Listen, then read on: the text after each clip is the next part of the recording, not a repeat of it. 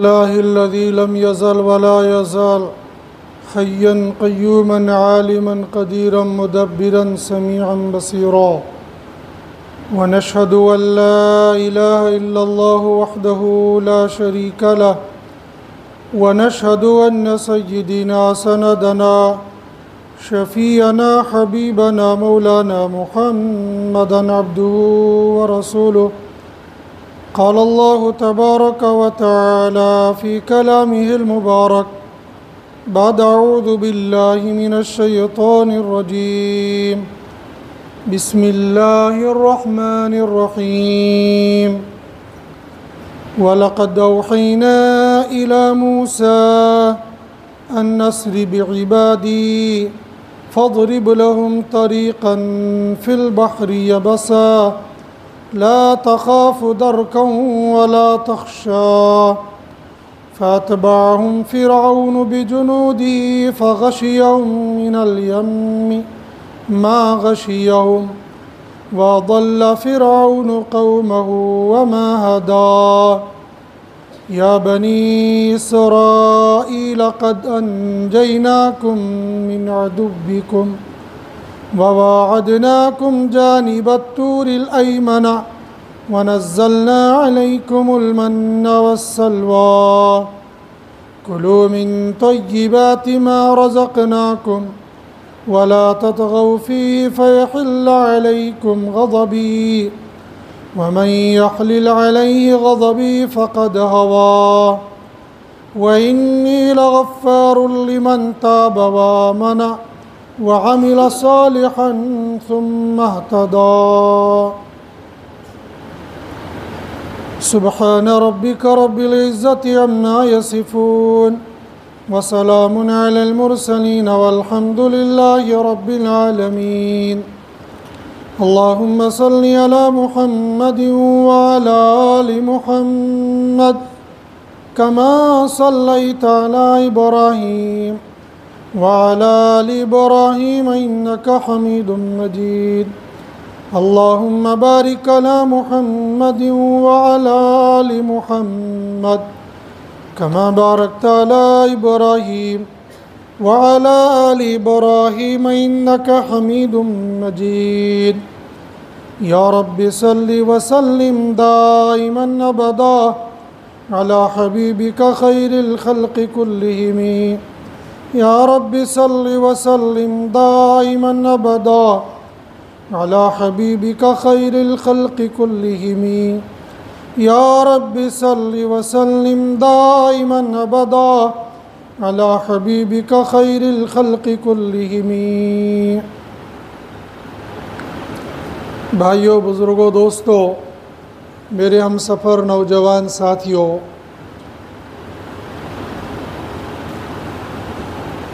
हज़रत मूसा अलैहिस्सलातु वस्सलाम और आपके मद्दे मुकाबिल पर फ़िरौन की तरफ से लाए गए जादूगर अपना करतब दिखाने के लिए मैदान अमल में पहुंच गए। हज़रत मूसा अलैहिस्सलातु वस्सलाम ने उन लोगों ने पूछा, इस करतब को दिखाने के लिए शुरुआत हम करें या आप करो? कलीमुल्लाह ने जवाब दिया, तुम ही शुरू कर दो। चुनांचे उनने अपनी रस्सियां डंडे बिछाए, उन पर अपना मंतर पढ़ा, वो सब सांप बन गए। अल्लाह सुब्हानहू व तआला ने हज़रत मूसा अलैहिस्सलातु वस्सलाम से फरमाया, अब तुम अपना डंडा ज़मीन पर डाल दो, बल्कि अलकी माफ़ी यमीनी का, जो कुछ दाएं हाथ में डाल दो उसको। हज़रत मूसा अलैहिस्सलातु वस्सलाम ने डंडा ज़मीन पर डाल दिया, सांप बन गया, सबको निगल लिया। तो जादूगरों ने ये मंज़र देखा, वो इससे पहले 2 मरतबा मुशाहदा कर चुके थे कि हज़रत मूसा जादूगर नहीं है, लेकिन फ़िरौन के डंडे के ज़ोर पर वो सब कुछ कर रहे थे। अब जब देखा गालिब तो मूसा आ गए, तब इनको हिम्मत मिल गई, हौसला मिल गया कि अभी तक तो फ़िरौन इक़्तिदार में था, सब कुछ इसके पास था। अब जब ये सब के सामने रुसवा हो गया, जलील हो गया और अपने साथ हमें भी रुसवा करा लिया, अब हमें फ़िरौन का साथ नहीं देना चाहिए। लिहाजा उन्होंने ऐलान कर दिया, आमन्ना बिरब्बि हारून व मूसा, हम तो हारून और मूसा के रब पर ईमान ले आए। फ़िरौन ने कहा, अच्छा अभी तो इक़्तिदार मेरे हाथ में ही है, लंगड़ा ही सही लेकिन है तो है। मैं तो बज़ाहिर मूसा के मुकाबले में हार तो गया, लेकिन अभी तो मैं फ़िरौन ही हूँ, मैं अभी मरा नहीं हूँ, अब मैं जिया हूँ। तुम लोगों ने कैसे मेरी इजाज़त के बगैर मूसा का साथ दे दिया और मूसा के हिमायती बन गए। मेरे साथ रहो तो सब कुछ मिलेगा, उधर जाओगे मारे जाओगे। इन लोगों ने कहा, तुझे जो कुछ करना है कर गुज़र। लनूसिरका अला मा जाना मिनल बय्यिनात, हमने जो कुछ देखा, जो कुछ मुशाहदा हो गया है, इसके बाद फिर हम तेरी इत्तिबा करेंगे। फ़क़ज़ि मा अंत क़ाज़, जो कुछ तुझसे हो सकता है वो कर गुज़र। अब हम तेरे चुंगल में आने वाले नहीं हैं, अब हम तुझे वोट करने वाले नहीं हैं, अब हमारे सामने हकीकत आ गई। गालिब मूसा है और यकीनन मूसा वाले ही गालिब रहेंगे। अब हो कि तब, आज हो कि कल, माजी हो कि मुस्तकबिल, मूसा के मानने वाले हमेशा गालिब रहेंगे। गर्चे थोड़ी देर के लिए हज़रत मूसा अलैहिस्सलातु वस्सलाम ने भी जब सांपों और रस्सियों और डंडों को चलते हुए देखा था, युख़य्यलु इलैहि मिन सिहरिहिम अन्नहा तसआ फ़अौजस फ़ी नफ़्सी ख़ीफ़तम मूसा। मूसा भी थोड़ी देर के लिए दिल में ख्याल आ गया, कैसे गालिब आ जाऊँगा। अल्लाह ने लफ्ज़ खीफ़ा इस्तेमाल किया, डर। उसकी तफसील गुज़श्ता जुमा को आ गई थी, लेकिन अल्लाह ने दिखा दिया कि मूसा कुछ देर के लिए तुम्हारे सामने बज़ाहिर कमज़ोर तो नज़र आ गए थे, लेकिन हकीकत में ये कमज़ोर नहीं है। हकीकत में तो फ़िरौन कमज़ोर है, और जो फ़िरौन को अपना आइडियल और नमूना मानेगा वो कमज़ोर ही रहेगा, और जो मूसा को कलीमुल्लाह मानेगा वो आज भी कामयाब रहेगा, कल भी कामयाब रहेगा। वक्ती तौर पर गर्चे दब जाएगा, लेकिन जब देखा गलबा हमारा ही है, कह देगा फ़क़ज़ि मा अंत क़ाज़, जो कुछ तुझे करना है वो कर ले, जो कुछ तुझसे हो सकता है कर ले, लेकिन अब हम वापस आने वाले नहीं हैं। फ़िरौन ने धमकी दे दी, लअक़त्तिअन्न अयदियकुम वअरजुलकुम मिन ख़िलाफ़िन, लंगड़ा भी बनाऊँगा, लोला भी बनाऊँगा, लंगड़ा बनाऊँगा टांग काट दूँगा, लोला बनाऊँगा हाथ काट दूँगा, और तुम्हारा बैलेंस ख़राब करूँगा। मिन ख़िलाफ़िन, उन्होंने कहा कुछ भी नहीं होने वाला है, हम तो अल्लाह की कुदरत की निशानियाँ अपनी आँखों से देख चुके हैं, अब नहीं हो सकता है। इन्ना आमन्ना बिरब्बिना लियग़फ़िर लना ख़तायाना वमा अक्रहतना अलैहि मिनस्सिह्र, जिस जादू को सीखने के लिए और कराने के लिए हमको मजबूर किया था, अल्लाह की ज़ात से उम्मीद है, हम गफलत में थे, हमारी आंखें खुल गई, अब हम तेरा साथ नहीं देंगे। और गुज़श्ता जुमा को अर्ज़ किया था कि एक कौल के मुताबिक इन जादूगरों की तादाद 70 थी, और एक कौल के मुताबिक तो 4 लाख थी,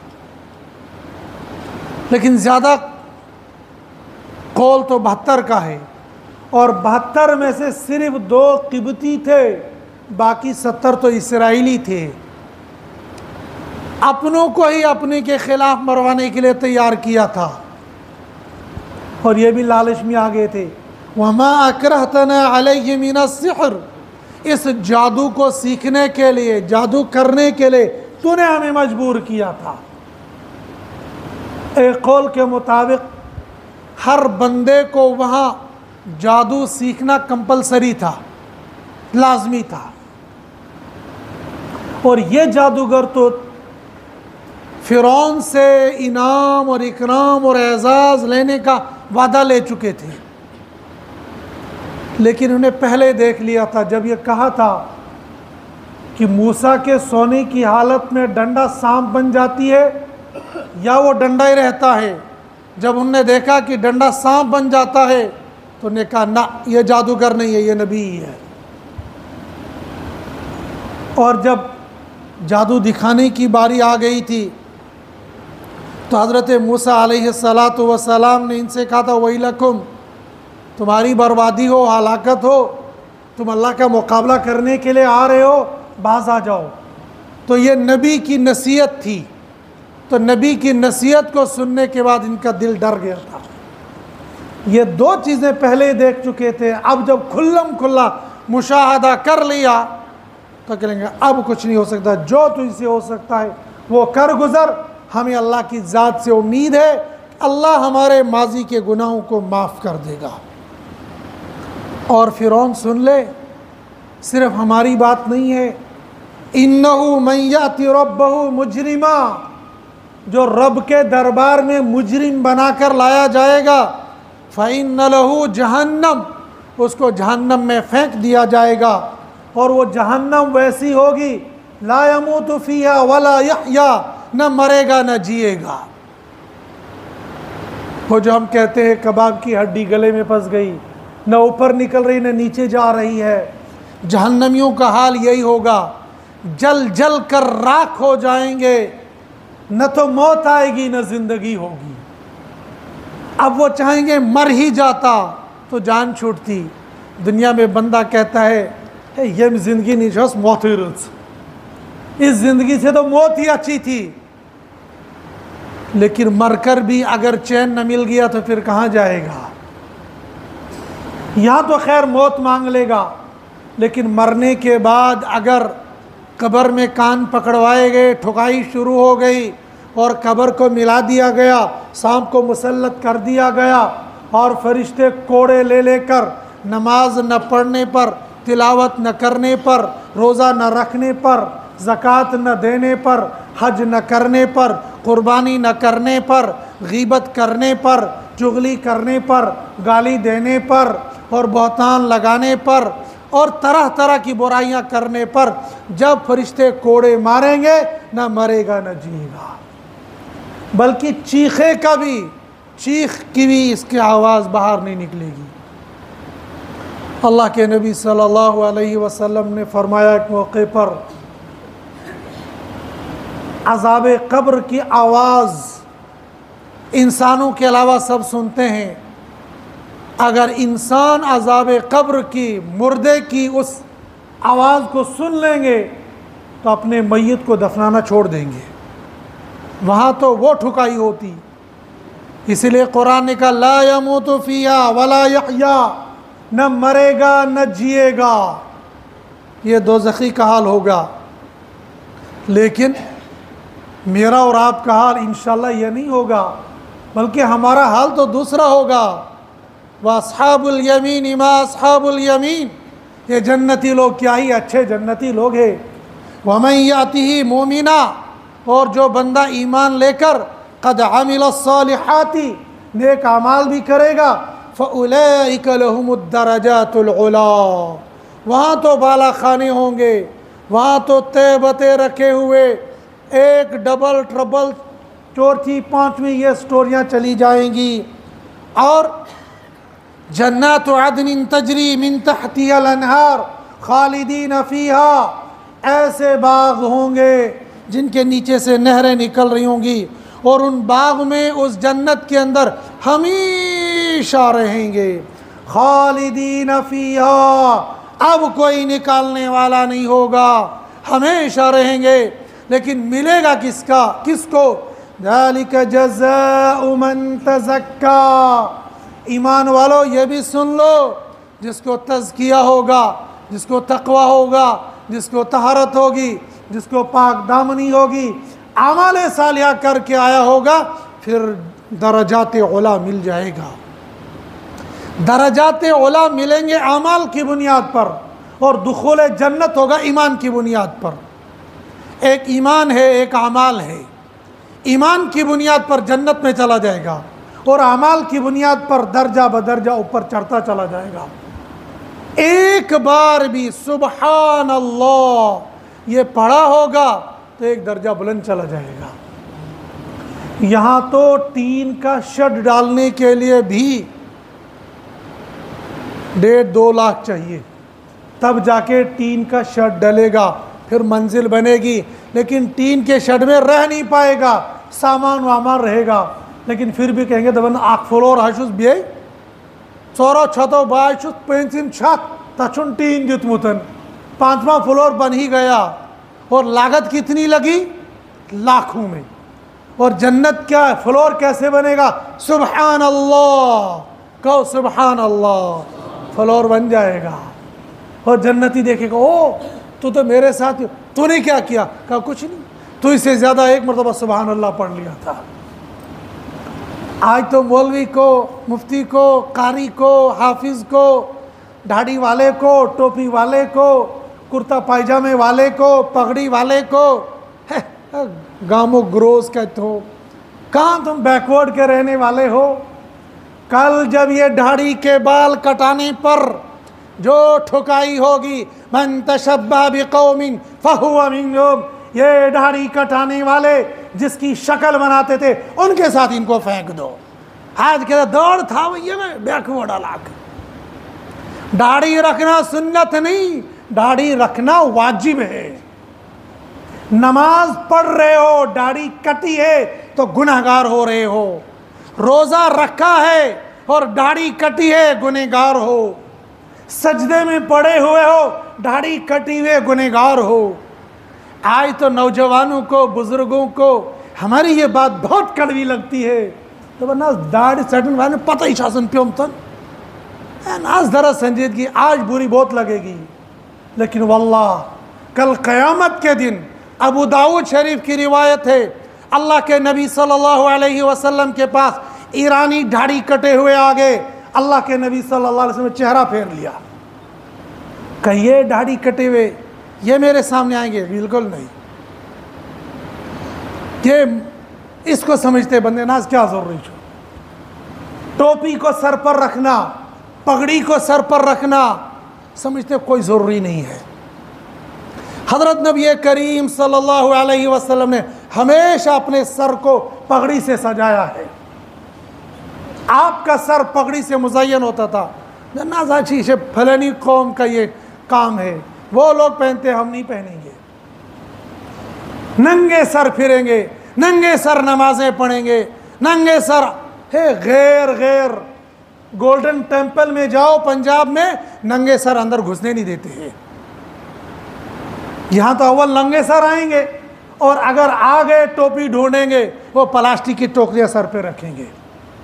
ये प्लास्टिक की टोपियों के साथ नमाज पढ़ना ये मकरू है। ऐसा लिबास होना चाहिए जिस लिबास के साथ माशरे में जाओ।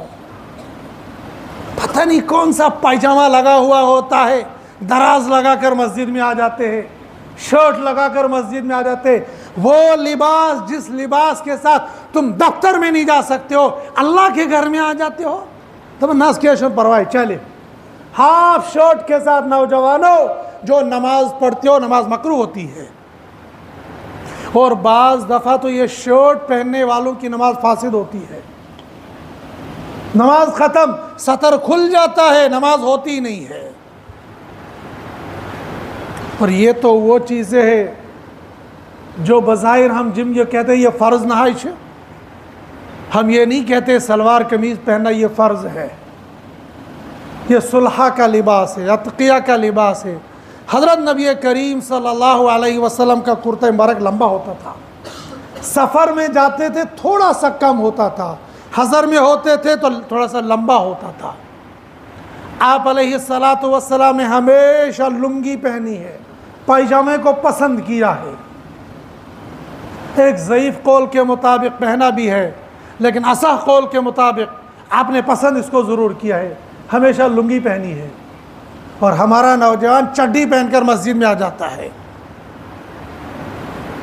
ए नौजवानों, संभल जाओ, तुम अल्लाह के घर के अंदर नंगे दाखिल होते हो, वो वक्त दूर नहीं है अल्लाह घरों के अंदर नंगा कर देगा, अल्लाह घरों के अंदर रुस्वा कर देगा। फिर उस वक्त चीखेंगे चिल्लाएंगे, कोई सुनने वाला नहीं होगा।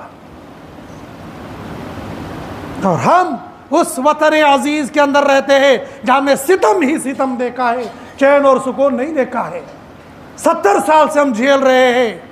इन पुराने बुजुर्गों में से बहुत सारों ने देखा होगा, इन बुजुर्गों को बर्फ में, बारिश में कपड़े निकाल कर बर्फ में खड़ा किया जाता था। क्या वो दौर याद नहीं रहा? वो अल्लाह की मार नहीं थी, वो अल्लाह की पकड़ नहीं थी। आज हमें पैसा आ गया, फरावानी आ गई, माल आ गया, हम अल्लाह को भूल गए। हमने घरों अल्लाह के घर के अंदर नंगे आना शुरू कर दिया। कितने लोगों को मैं देखता हूं फजर की नमाज में वो चड्डियां पहनकर आ जाते हैं, और कहो तो बुरी लगती है, लेकिन एक दफ़ा नहीं 1000 मरतबा तुमको आज बुरी लग जाएगी। लेकिन इंशाअल्लाह जिस दिन तौबा करोगे उस दिन दुआएं दोगे कि हमारी आज तक की ज़िंदगी गफलत में गुजर रही थी। लिबास, क्या लिबास की शरीयत के अंदर कोई हैसियत नहीं है? तमाम मुहद्दिसीन ने अपनी किताबों के अंदर किताबुल लिबास बाज़ाब्ता तौर पर कायम किया है कि अल्लाह के नबी सल्लल्लाहु अलैहि वसल्लम ने कुर्ता मुबारक कैसा पहना है, उसके अंदर बटन मुबारक कैसे हुआ करते थे, लिबास मुबारक का रंग कैसा हुआ करता था, रुमाल था या नहीं था, ये टोपी पगड़ी के नीचे एक छोटा सा रुमाल हुआ करता, उस रुमाल का तज़किरा भी है।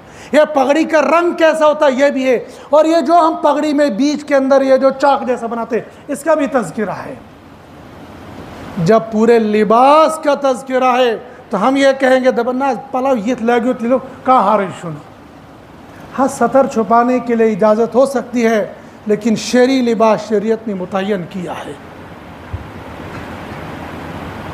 अगर किसी इंसान ने पर्दे के साथ लिबास पहना है, मान लीजिए, मैं ये नहीं कहता पहनना चाहिए, लेकिन अगर किसी आदमी ने पैंट शर्ट पहनी है जिसमें मुकम्मल पर्दा है, जो पुरानी पैंट शर्ट हुआ करती थी उसमें पर्दा है, सतर छुप जाता है, लेकिन उस लिबास में और शलवार कमीज सफ़ेद कलर वाले लिबास में आसमान ज़मीन का फ़र्क होगा। इसमें आमाल ज़्यादा मिलेंगे, नेकियां ज़्यादा मिलेगी, उसमें कम मिलेगी। और फिर शलवार कमीज़ वाला भी रंगीन पहनने वाले को कम सवाब मिलेगा, सफ़ेद वाले को ज़्यादा सवाब मिलेगा।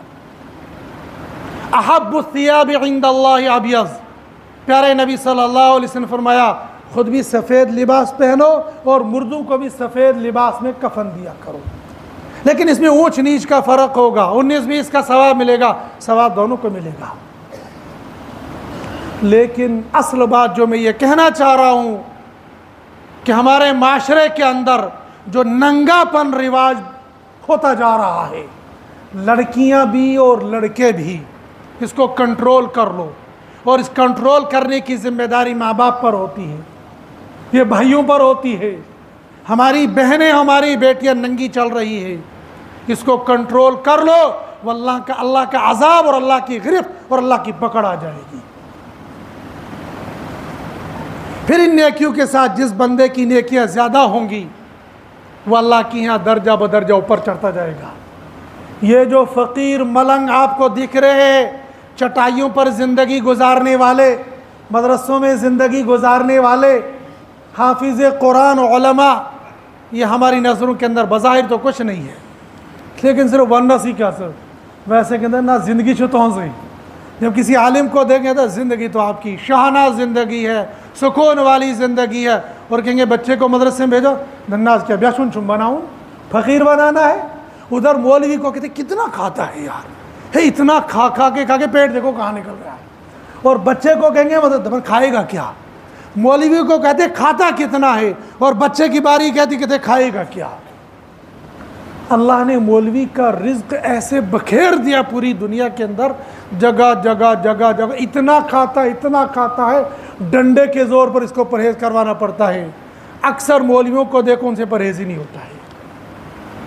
यही मौलवी, यही मुफ्ती, यही कारी, यही हाफिज़, अदना से अदना मौलवी हाफिज़ कुरान, इसको अल्लाह पाक कल क़यामत के दिन इक़रा पढ़ वरतक़ी और चढ़ता जा, ये मंजिल ये मंजिल ये मंजिल ये मंजिल, ये है वो वज़ालिका जज़ाउ मन तज़क्का, जो जितना तक़वे और तारत वाला होगा ऊपर चढ़ता चला जाएगा। कितनी मंजिल मिलेगी वल्लाहु आलम। कुरान की 6666 आयतें हैं, अगर सब पर अमल हुआ होगा आखिर पर पहुंच जाएगा, और अमल के अंदर जहाँ कमी होगी वहाँ स्टॉप कर दिया जाएगा। ये उन लोगों का कौल था जो अभी तक, जो सुबह को मुशरिक थे और शाम को अल्लाह के वली बन गई थी। इन लोगों ने यह तकरीर की थी फ़िरौन के सामने, फ़िरौन जो नहीं मानेगा अल्लाह और अल्लाह के नबी का इनकार करेगा, फ़इन्ना लहू जहन्नम, उसके लिए जहन्नम होगी, वमन याती मोमिनन, और जो मोमिन बन के आएगा फ़उलाइका लहुमुद दरजातुल उला, उसके लिए बुलंद दर्जे होंगे। और ये वादा सिर्फ मूसा अलैहिस्सलातु वस्सलाम की कौम के साथ नहीं, बल्कि ये मेरे और आपके साथ, बल्कि मेरे और आपके लिए तो इससे बड़ा वादा है। हज़रत मूसा अलैहिस्सलाम की उम्मत की उम्रें बड़ी थी, इस उम्मत की उम्रें छोटी है। हदीस के अंदर आता है बंदा रात को आँख खुली और आँख खुलने के बाद कहता अल्हम्दुलिल्लाह, और अल्हम्दुलिल्लाह उसने नेकी के लिए नहीं कहा था। वो जब सोया था तब लाइट गई थी, अब देखा कि पंखा खुल गया है, लाइट आ गई, कहता अल्हम्दुलिल्लाह। पंखा चलने की वजह से कहा था अल्हम्दुलिल्लाह, लेकिन ये अल्हम्दुलिल्लाह कहने की वजह से भी इसको सवाब मिल जाएगा। सुबह को उठा, अलार्म मिली, अल्हम्दुलिल्लाहिल्लज़ी अहयाना बअद मा अमातना व इलैहि नुशूर। दिल तो चाहता नहीं खड़ा होने के लिए, लेकिन खड़ा हो गया, दुआ पढ़ रहा है, इस दुआ पढ़ने पर भी इसको दर्जात मिलेंगी, इसको नेकियां मिलेगी। कदम कदम पर हत्ता कि अगर ये बंदा क़ज़ाए हाजत को पूरा करने के लिए बाथरूम और वाशरूम जा रहा है तो उसको तब भी नेकियां मिल रही हैं। एक यहूदी ने हज़रत अबू हुरैरा रज़ी अल्लाह ताला अन्हु से कहा कि तुम्हारा नबी तो तुम्हें खाने पीने के तरीक़े भी बताता है। फरमाया सिर्फ खाने पीने के नहीं, बल्कि वाशरूम में कैसे जाना है और वहाँ पर बैठना कैसे है और वहाँ पर दाखिल होने से दुआ क्या पढ़नी है और निकलने के बाद दुआ क्या पढ़नी है, ये सारे तरीक़े हमारे नबी ने हमको सिखला दिए और बता दिए। बल्कि अब तो चूँकि पानी आ गया है, टिशू आ गए हैं, अब तो आम तौर पर टिशू पर भी इस्तेमाल नहीं होता और मिट्टी के ढेले भी इस्तेमाल नहीं होते हैं।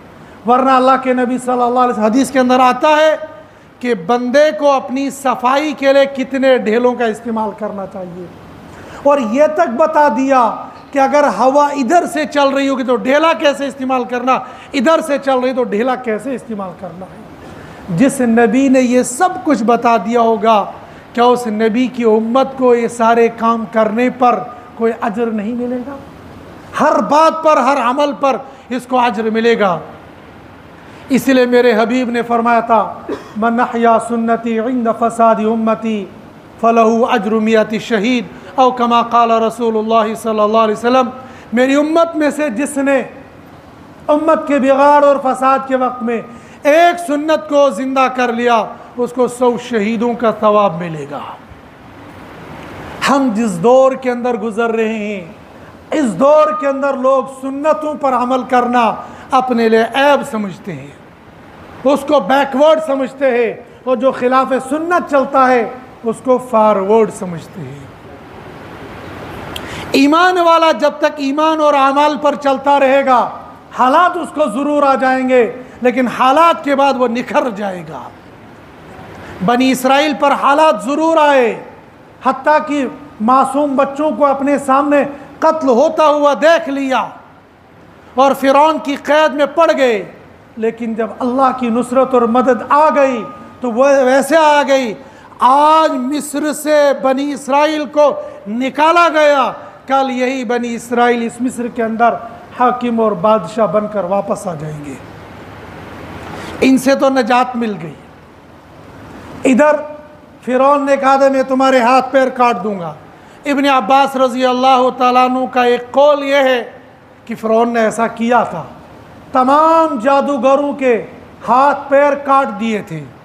लेकिन दूसरा कौल ये और राजे कौल यही है कि ना, हाथ पैर उसने काटे नहीं थे, इसलिए कि जब अल्लाह ने वादा किया था हज़रत मूसा अलैहिस्सलातु वस्सलाम से कि मैं तुमको गालिब करूँगा, तो वहाँ पर यह भी फरमाया था तुमको भी गालिब करूँगा और तुम्हारे मानने वालों को भी गालिब करूँगा। इसलिए ये गालिब दीनी और दुनियावी हर एतबार से गालिब हो गई थी। फिरौन यहाँ रुसवा हो गया, लेकिन अल्लाह की मसलियत होती है, अल्लाह की हिकमत होती है। अब तो फिरौन जलील और रुसवा हो गया था, अब तो ये चैन सुकून से रह सकते थे, लेकिन फिर भी अल्लाह की हिकमतें होती हैं, अल्लाह की हिकमतों को कोई नहीं जान सकता है। अल्लाह सुब्हानहु व तआला ने हज़रत मूसा अलैहिस्सलातु वस्सलाम के पास वही भेजी, वलक़द औहयना इला मूसा, ए मूसा वक्त आ गया है किसी और काम का, अन अस्रि बिइबादी, मेरे इन बंदों को लेकर यहाँ से निकल पड़ो। असल तुम्हारा मर जाओ और ठिकाना मिस्र नहीं, तुम तो वहाँ मुल्क शाम से आए हो। जो तो यूसुफ अलैहिस्सलातु वस्सलाम अपने 12 भाइयों के साथ यहाँ और वालिदैन के साथ यहाँ रहते, ये वो 12 भाई थे बनी इसराइली, इसलिए इन 12 भाइयों के 12 कबीले, लेकिन ये बाद में आए थे। अभी इनसे कहा था कि यहाँ से रातों रात निकल जाओ। हज़रत मूसा अलैहिस्सलातु वस्सलाम ने तमाम बनी इसराइल के दरमियान में ऐलान कर दिया हमको यहाँ से निकलना है, लेकिन निकलने के लिए कभी कभी बात का रुख मोड़ दिया जाता है। आम तौर पर हज़रत नबी करीम सल्लल्लाहु अलैहि वसल्लम की आदत शरीफा ये थी कि जब दुश्मन से मुकाबला करने के लिए जाना होता था, तो अगर जाना होता था मशरिक़ की जानिब तो हालात मालूम करते थे मगरिब की तरफ के, और जाना होता था मगरिब को तो हालात मालूम करते थे मशरिक़ के, ताकि दुश्मन धोखे में रहे। इसलिए यहाँ पर हज़रत मूसा अलैहिस्सलातु वस्सलाम की कौम ने सारे क़िब्तियों से कहा, जिनकी यहाँ ग़ुलामी करते थे, हमारी ईद का वक्त आ गया है, हम ईद मनाने के लिए ज़रा मिस्र से बाहर जा रहे हैं, लिहाजा कुछ तोहफे हमें भी दे दो। औरतों ने कहा औरतों से कुछ ज़ेवरात हमें दे दो, हम भी ज़रा ईद के मौके पर बन सवर जाएंगी। और असल ईद ये नहीं जो हमारी आने वाली है, वहाँ पर ईद इनको इस कैद से बाहर निकलना था। ईद कहते हैं खुशी को, लिहाजा इन लोगों ने, इन औरतों ने कहा हमारी ईद है, हम ईद को मनाने के लिए ज़रा यहाँ से बाहर जा रहे हैं। हमारा नौजवान भी ईद के दिन खुशी मनाने के लिए ईद शहर से थोड़ा बाहर जाता है, लेकिन नौजवान दोस्तों, शरीयत हमें छुट्टी न ईद के दिन देती है न गम के दिन देती है। खुशी हो या गमी, हर हाल में शरीयत कहती है मेरे हुक्म पूरा कर लेना। हमारे नौजवान बाज ईद के दिन फिल्में देखने के लिए जाते हैं, और हमारी नौजवान बच्चियां बल्कि औरतें ईद के पहले वाले दिन गैर महरमों के पास अपने हाथ फैला कर जाती है, लो हमारे हाथों को सजाओ। मेहंदियां लगाने के लिए गैर महरम मर्दों के सामने हाथ फैला लेती है। हराम है, नाजायज़ है, गुनाह है, अल्लाह के अजाब को दावत दे रही है। अल्लाह की फिटकार आएगी, अल्लाह की पकड़ आएगी, अल्लाह की गिरफ्त आएगी उन औरतों पर जो औरतें अपने हाथों को सजाने के लिए गैर महरमों के सामने फैला देती है। अरे शरीयत ने तो सूरह नूर की तफसीर के अंदर लिखा है कि गैर मुस्लिम औरत भी औरत के लिए गैर महरम है। गर्चे वो राजे कौल नहीं है, लेकिन बाद मुफस्सिरीन ने वहाँ लिखा है कि गैर मुस्लिम औरत भी मुसलमान औरत के लिए गैर महरम है, उससे भी पर्दा करना चाहिए। जब गैर मुस्लिम औरत से पर्दा करना चाहिए, हमारी बहनों, क्या तुम अपने हाथों को सजाने के लिए गैर महरम मर्दों के सामने जाती हो? बाजार देखने चाहिए मुसलमान लड़कियों से, और बाज़ मुसलमान लड़कियां बुर्का लगा लगा कर ऐसे दुकानों के अंदर जाकर अपने हाथों को सजा कर आती। तुम हाथों को सजा नहीं रही हो, बल्कि अल्लाह के गज़ब को दावत दे रही हो। इस हाल में अगर मौत आ गई, और उस वक्त अगर मौत आ गई जिस वक्त तुम्हारा हाथ गैर महरम के हाथ में होगा, तो अल्लाह का गज़ब आएगा, अल्लाह की फिटकार आएगी। यह कश्मीर में भी हो रहा, जम्मू के अंदर भी हो रहा है। और वालिदैन खुश हो रहे हो, खुश हो जाओगे 2 मिनट के लिए, लेकिन अल्लाह का गज़ब आ जाएगा। इसलिए तो घरों के अंदर ये फिटकारें पड़ रही हैं, इसलिए तो घरों के अंदर ये लड़ाइयाँ हो रही हैं, इसलिए तो ये औलादें नाफरमान बन रही हैं। किसकी दुआएं लग जाएंगी, किसके तावीज़ लग जाएंगे, जो मर्जी वो कर लोगे। जब तक इन गैर महरमों के पास जाने से और बेहयाई के अड्डू से अपनी बच्चियों और अपनी औरतों को रोकोगे नहीं, तब तक ये औलाद नाफरमान ही रहेगी, चाहे लड़का हो चाहे लड़की हो।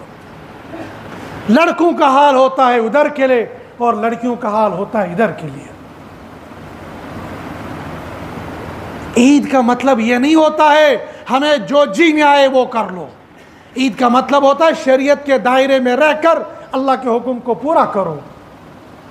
रोजाना हम 5 वक्त की नमाजें पढ़ते हैं, लेकिन जिस दिन ईद का होगा, ईद वाले दिन 5 नमाजें नहीं, ईद वाले दिन तो 6 नमाजें पढ़नी है। दबना खुशी से आज तो नमाज पढ़ी, हाँ शरीयत के दिन सिर्फ 5 नहीं, आज तो 6 पढ़नी है। और घर में पढ़ता था, चलो जिम्मा उतर जाता, गरचे उस पर भी वही ईद है। महल्ले की मस्जिद में पढ़ लेता तो निभ जाता, जामिया मस्जिद में आता था निभ। ना ना ना, आज न घर में, न महल्ले की मस्जिद में, न जामिया मस्जिद में, बल्कि खुल्लम खुल्ला ग्राउंड, पूरे शहर वाले, पूरे कस्बे वाले, पूरे गांव वाले मिलकर एक मैदान में आओ, एक ही सफ में खड़े हो जाओ। महमूद अय्याज, न कोई बंदा रहा न कोई बंदा नवाज।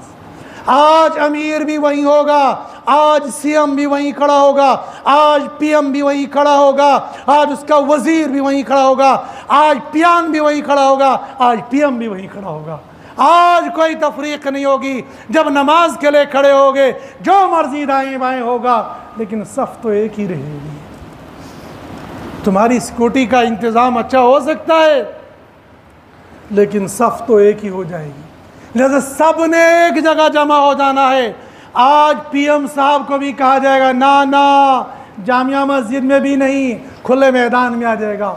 सीएम को भी कहा जाएगा खुले मैदान में आ जा। सारे संतरी मंत्री पंत्री जितने होंगे सबको कहा एक मैदान में आ जाओ, और एक जगह खड़े होकर सब मिलजुल कर नमाज पढ़ लो। यहाँ तो ईद के दिन तो और ज़्यादा काम करना है। चलो ये खुशी था, निभ जाता था। किसी का जवान बेटा मर गया, और आज तो नमाज में दुख वारी आज का पढ़ नमाज। शरीयत ने कहा 5 तो पढ़नी ही पढ़नी है, 6ठी भी पढ़नी है। बल्कि पढ़नी नहीं, अगर आती होगी तो पढ़ानी भी चाहिए। नमाज जनाजा वारिस को पढ़ानी चाहिए। हाँ, वारिस अगर इमाम को, मौलवी को, मुफ्ती को, किसी और को इजाज़त देगा वो एक अलग बात होगी, वरना तुझसे ये का इस गम के मौके पर सिर्फ पढ़नी नहीं 6ठी नमाज, बल्कि पढ़ानी भी है। हम उस इस्लाम को मानने वाले हैं। हमारी इस्लाम से छुट्टी न गमी में है और न खुशी में। हमें तो हर हाल में अल्लाह को याद करते रहना है। ईद के मौके पर जो बुराइयाँ, जो गुनाह, जो हमसे गलतियां हो जाती है, उनसे हम तौबा कर ले, और किसी गुनाह के अड्डे की तरफ या गुनाह की जगह की तरफ या नमाज आज छोड़ देंगे, ऐसा हरगिज़ न कर ले। आने वाली ईद को भी इंशाअल्लाह हम इस अंदाज से मनाएंगे और गुजारेंगे कि हमारे पूरे के पूरे अहकाम मुतय्यन होने चाहिए। बताए यहाँ पर बहुत सारे लोग ये कहते हैं कि ईद को सादगी के साथ मनाना चाहिए। ठीक है, मना लो, हर्ज कोई नहीं। वजह फ़लस्तीन के अंदर जुल्म और सितम हो रहा है, ईद को सादगी से मनाना चाहिए। और हमारे बाज़ जज्बाती नौजवान ईद के दिन काले कपड़े पहनते हैं, क्यों जी? हम एहतजाज कर रहे हैं। बहुत अच्छा, एहतजाज करने का आपको हक़ है, आपको सादगी के साथ ईद मनाने का हक़ है। लेकिन मैं पूछता हूँ, जब तुम ईद की नमाज पढ़ कर आ जाते हो तो सबसे पहले कौन सा पानी इस्तेमाल करते हो? उधर तो फ़लस्तीन के साथ हमदर्दी दिखाते हो, इधर सारी कोल्ड ड्रिंक लाकर वो इसराइल की पीते हो, उधर हमदर्दी का खाली इजहार करते हो और सारा फ़ायदा इसराइल को दे रहे हो। इधर तो इनको बम बरसाने के लिए सब कुछ पैसा दे रहे हो और उधर से कहते हो हमदर्दी दिखाने के। कौन सी हमदर्दी है? यह फ्रॉड है, यह धोखा है। यह दुनिया वालों को तो धोखा दे सकते हो, अल्लाह को क्या धोखा दोगे? तय कर लेना चाहिए, हमें इसराइल की कोई चीज इस्तेमाल नहीं करनी चाहिए। इंशाल्लाह नहीं कहेंगे नौजवान, इसलिए कि कैसे छोड़ेंगे कोल्ड ड्रिंक, कैसे तमाम मशरूबात छोड़ेंगे? जो छोड़ सकते हो उसका तो इरादा कर लो। जो बंदा कोल्ड ड्रिंक नहीं पिएगा इंशाल्लाह वो मरेगा नहीं, बल्कि मैं दावे के साथ ही कहता हूँ वो सेहतमंद तो ज़रूर होगा, कमज़ोर बिल्कुल नहीं होगा। ये मैं नहीं कह रहा हूँ, आपका मेडिकल ये कह रहा है कि ये जितने कोल्ड ड्रिंक है इन सब के अंदर केमिकल पड़ा हुआ है, ये सेहत के लिए नफ़ा बख्श नहीं बल्कि नुकसानदेह है। तो जो चीज़ नुकसानदेह होगी तो बना ठीक छो, बस चमाओ ना, इसराइल का प्रोडक्ट हम नहीं पीते, फिर पिएंगे का? अपना इंडिया का हो या जम्मू कश्मीर का हो, वो तो अच्छा है ही नहीं। लस्सी से बेहतरीन शरबत आपको कौन सी मिलेगी? नींबू पानी से बेहतरीन शरबत आपको कौन सी मिलेगी? जो सेहत के लिए फ़ायदेमंद, हलाल, हर एतबार से बिल्कुल पाक होगी और किसी को 1 रुपया नहीं दोगे।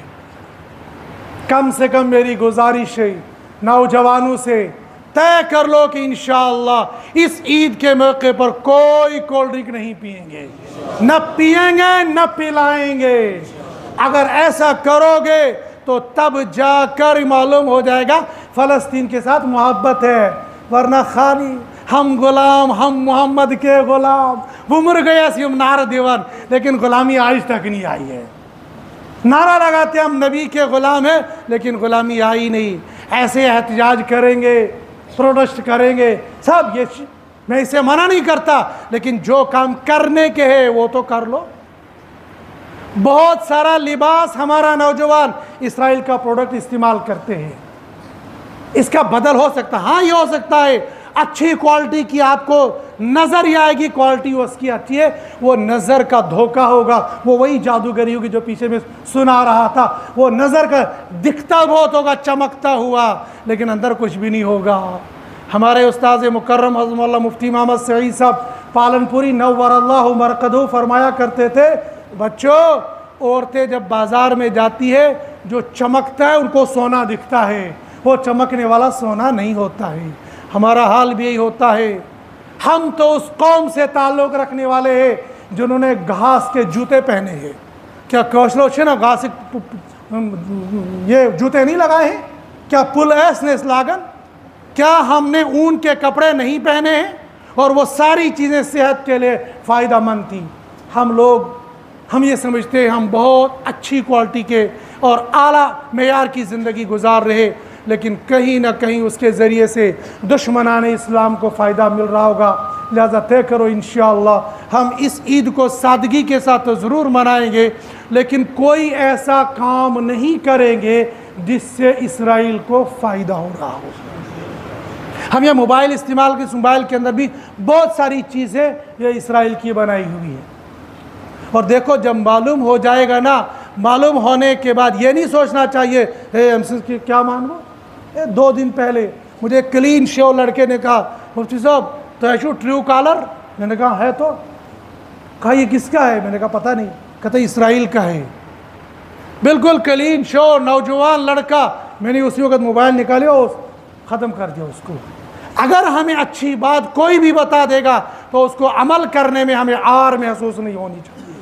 शरीयत पर अमल करने के लिए जहाँ से जो हमें अच्छी बात बताएगा उसको फॉलो करना चाहिए, उसको अमली ज़िंदगी में लाना चाहिए। अल्लाह पाक मुझे भी आपको भी अमल करने की तौफीक नसीब फरमाए। व आखिरु दावाना अल्हम्दुलिल्लाहि रब्बिल आलमीन। तकबीर नारे तकबीर, नारे तकबीर।